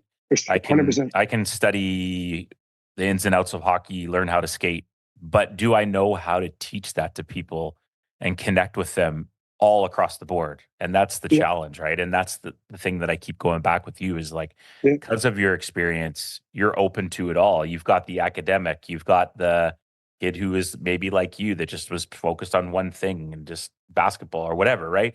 And you see that and you see these kids for who they are, and that's so vital, man. It's amazing. Love it. Yeah, I try to just, and again, it's simple. I keep it as simple as like, I look at that kid as me and what would I want someone to have Mhm. said to me, or that connection with me. And it's not Yeah, always going to work, and they're not always going to listen. Just like of course. that's part of it that I learned that for me is, I'm sure some people told me some stuff at first, one time, but it was like, okay, and then whatever. Yeah. But it's like, it's that consistent upkeep, and that's also where you get the trust from the kid, Mhm. because everybody walks in and walks out, but who Yeah. keeps walking in Mhm. afterwards? So staying with that's my real goal, of that. And like what I'm trying to bring to coaching now is um, is connecting with them more than on the on court, because you need the coach. Like when I tried to coach my U15s last year, I tried to bring journaling and Mhm. a notebook situation into the team, which is something I never did. I wish somebody Mhm. instilled in me. I wish I had done it. I know how to teach it. I can talk about it.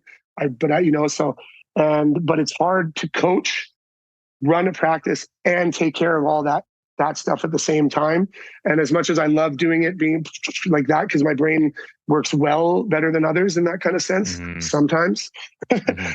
um, uh, you can't. So you need that extra piece. So that's what I'm trying to Yeah. do this year with JP Bahima, his Yeah. U16. Yeah, shout out, BC. He's letting me on with his U16 squad, which he's worked with for 3 years now, and they're a good set of guys. And so I'm going to be there. I'm going to be in charge of notebooks, giving them their homework, Mhm. reading over their daily reviews, and then pulling them aside and talking to them about certain things. And Yeah. so not concentrating. I can take that, sit there, read it, really get in depth. If I have to give them a note, like kind of like a teacher, give them a note in the book, because I'm trying to develop something. I've come up with a name for it. It's called MAP. So a motivational accountability partner Mhm. is the title that I'm calling it. So I call myself a MAP athlete coach. I actually try to slowly building a website to seem a little more professional.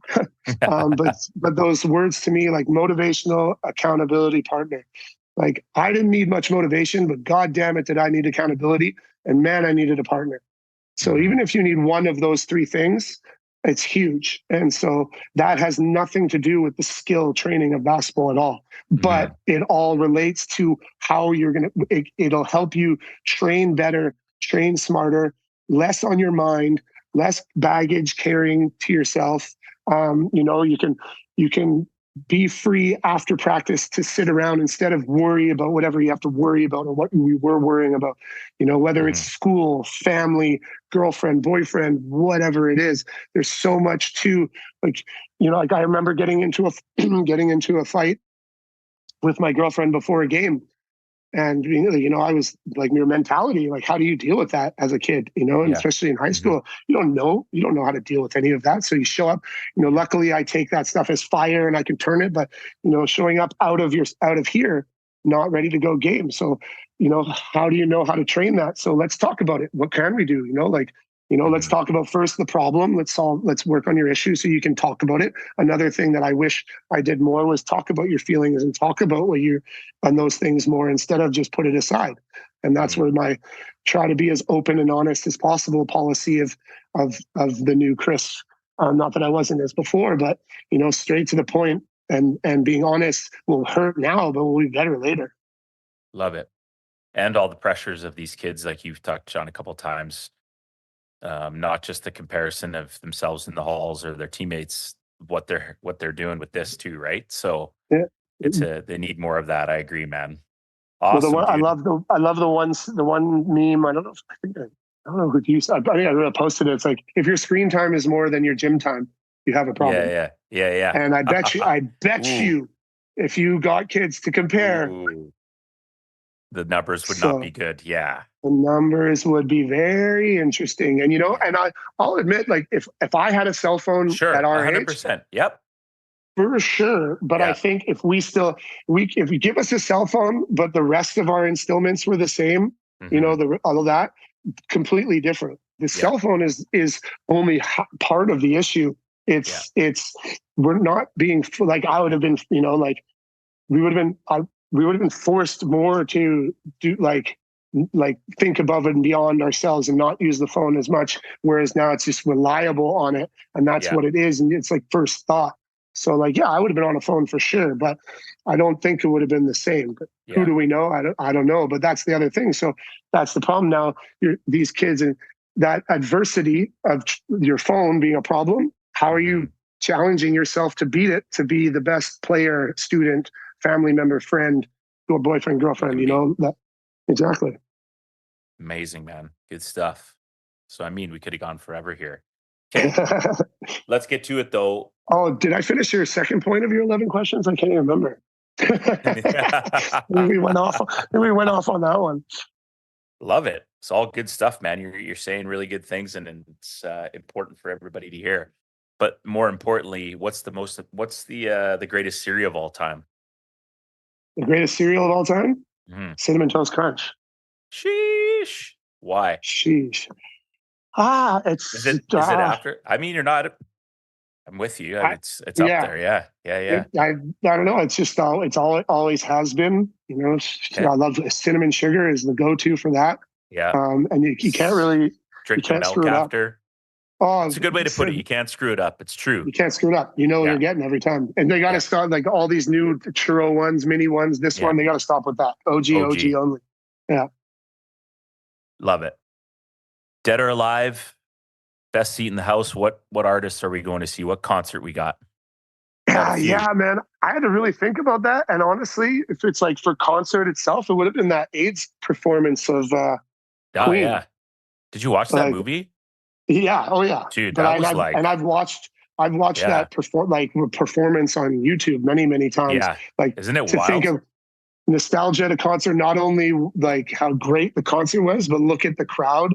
Nobody fighting, no anger, everybody Freddie just Mercury having a great time working each other. Yeah, exactly. So I've already seen Lionel Richie. So that would have been Lionel Richie in like the OG days. That would be the only other one. Lionel Richie. I love it. Lionel's my guy. Lionel's my guy. Amazing. Books or movies? Not a big book reader. Surprise, surprise. I've read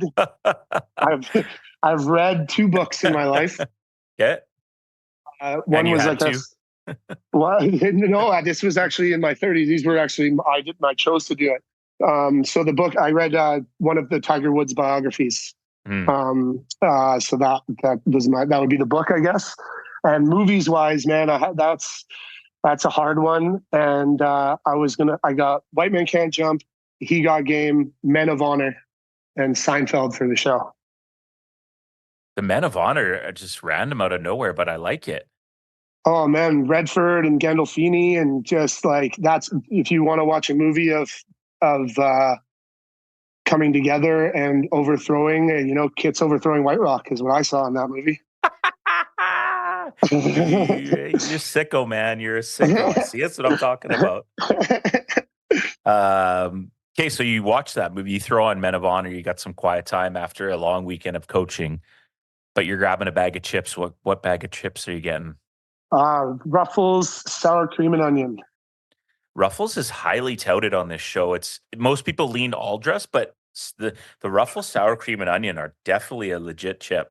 Aldre, it's one or the other. It comes like because it's East Coast too, the Ruffles. So like my dad's go-to was always the sour cream and onion, and a lot is put it in your hot dog. Hot dog, ketchup, sour cream and onion chips, bang bang. Did you say ketchup?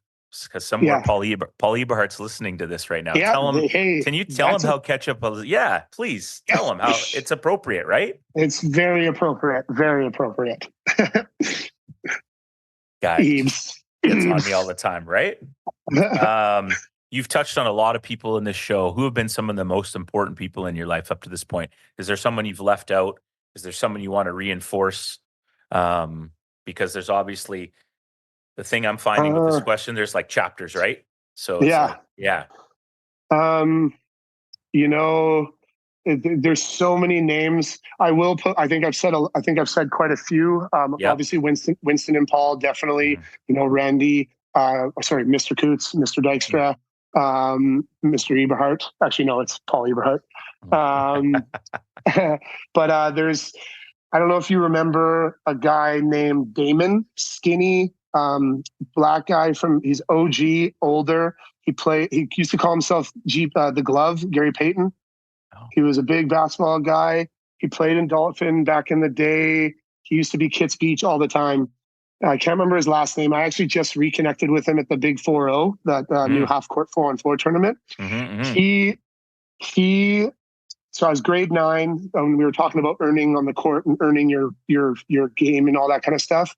I called game. It was Saturday mid-afternoon. It hadn't gotten too crazy yet at Kits Beach. I had game, and this guy tried to punk me out of my game. Like, yeah, who the hell are you, kid? And Damon was sitting right there, and he's a guy that's always there. He's seen me there, like I didn't consider him a friend or anything, but he was one of the guys that I would always be like, hey, Damon. And he looked at that guy. He's like, who the hell are you? This kid's here every day putting his work in. That's his game. You think so? He was taking off his shoes at the time. He put his shoes back on. He played with me. We dominated the game. I just remember that moment. I'll never forget that. That was a huge, huge thing to me, where I earned something from someone that had no reason to back me up for any reason at all, other than just he saw that I put my time in, and that was it. And he backed that up, and that's something that respect to Damon for sure. And love that. Other names, man, there's so many along the way. It's hard to go towards. You've done a good job of channeling it on lots of people. It's for sure. I'll give Brian Lee a good shout out as well, because I used to go to St. George's. We used to have some serious, really good runs back in the day. Cam McDonald and guys back in the day, and Carlo used to show up and stuff.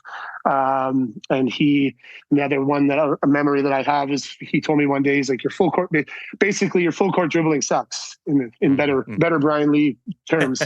I'll never forget spending like a month just running up and down the court, full sprint, boom, boom, boom, boom, boom, boom. So another guy that still connect to this day. So, there's definitely a ton of guys in there, but shout out to the OG Lomas for sure as the beginners. And yep, exactly. Do you have a hidden talent we don't know about? That was another one. I don't think so. And I'm not sure I want to be shotgunning as a talent. So, but I've been pretty undefeated in that. Let's be real. That's not hidden. That's not hidden. So other than that, I don't know about any other talents other than, just the gift of connecting with kids better than most. I'll take that as a talent. Dope. Love it.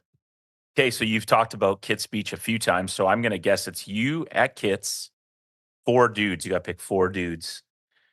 It's Saturday morning, 10 a.m. You're the first 5 out. So you want to run for the day before you go across the street to local for a beer and some fun. But who are you running with?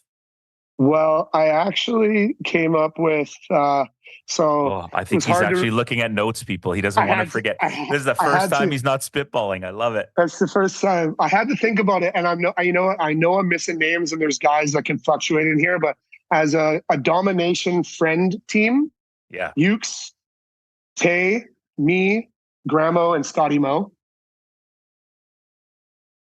That would be like a Kits Beach squad.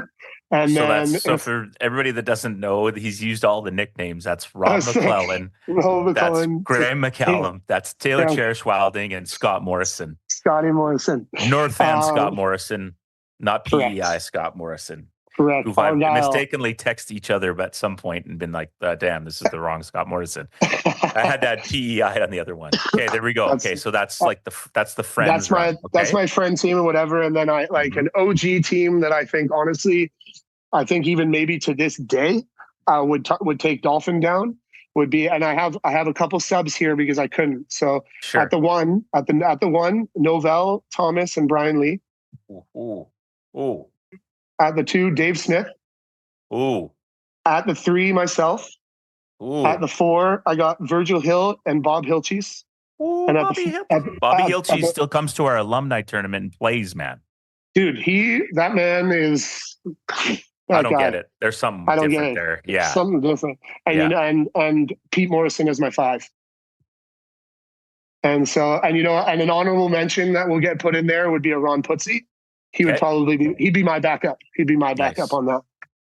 I saw So, Big Pete at the BCs this year. It was so good to see him. he's just such a wonderful man. Like the memories of again being a kid on the turnaround midi, unstoppable. His baby hook. His baby hook. Oh, he's unstoppable. Like man, watching that guy play and dominate he was. I just always was in awe, and I was honored to be able to play on that team, and just again the respect that he and that all those guys showed me as a kid, and I had to earn it on the court, but they were just they to allow back in those days that Loma team was the team, and sought after, you know what I mean, to be on that team was an honor in it itself, let alone I was starting for them. They would they would sub me in, that earning, that's the pride that I based a lot of my everything from into the future on, was this is what I have to do, because this is look at what you get, and those guys to give respect. Yeah. Good stuff, man. Mm-hmm. Unreal episode. Was looking forward to chopping it up. So many great takeaways. One last question before you give us your last thoughts. Who do you want to see on a hoops journey? You know the question, but you're the plug. You're the plug. So who's out there, man? Honestly, I think as a duo, because they're together, they're just hilarious, and they've done most of their stuff together, is Winston and Paul. Oh my God, we need 4 hours. You need so much time, but honestly, not only do they have all the perspective of girls basketball from whenever I can remember to everything. They know everybody. They've been around. They've coached them all from top to bottom. They've coached all the different teams in the clubs. Still respected, and still two of the most amazing men I've ever met. So hearing them together on a podcast with you, now that would be, I think, top notch. And then besides that, I would have to go Sarah McKay, and I'm going to throw out Steve Jansen and Taylor Cheris. Ooh, Steve Jansen, let's go. Yeah, he's got stories. Tay's lined up or whatever, but yeah. Did you know that Nova and I were at the game watching you play Joey in high school, and that's when we recruited him because we took over at Langara? Oh, yeah. I think he had he went off. Yeah. McGee lost or whatever, but he was playing. You were playing, right? Yeah. Oh, yeah. High school. Yeah. Well, in that Nautic documentary they did, the clip, he's crossing me over in the full court. I saw that. Yeah. I thought I saw that. Yeah. Dope, man. Listen. Yeah. Thank you for being with us. Absolute pleasure. 131.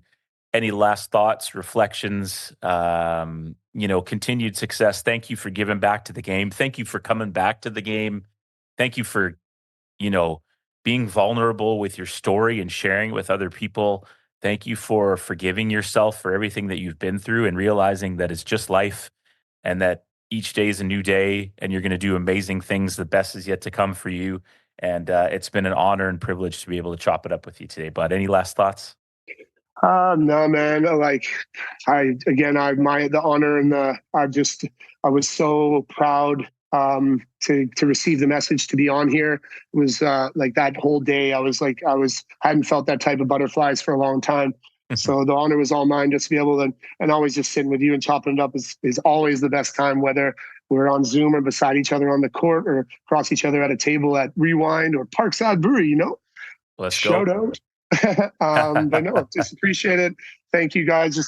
I just want to give back the best I can to everybody for everything that I would have needed. And I just want to thank everybody that brought me to where I am today. Because if it wasn't for all the guys that I mentioned and guys that I haven't mentioned, I wouldn't be the man I am today without all those guys. And had nothing to do with basketball. It did maybe at the time, but basketball has been over for a long time, and still connect with these guys and still talk about the day. And like you said, at the end of the day, basketball is going to end one day. And what do you have from your stories and from what you've done more than the game and your accolades and your scoring? Because nobody's going to remember those down the road. They're going to remember talking and sitting and having a chat and all those kind of good things. So appreciate you for having me on, man. It was amazing. And can't wait for part 2 maybe one day. You got it, man. You got it. Absolutely. I got it. Thanks again, buddy. So good. Great story, great reflection, so much to learn. And like I said at the start, so many people will be excited to see you on this. And it's dropping tomorrow, baby. It's a surprise drop, man. Can't wait. Much love. Thank you to our sponsors, and we'll see you on the next one.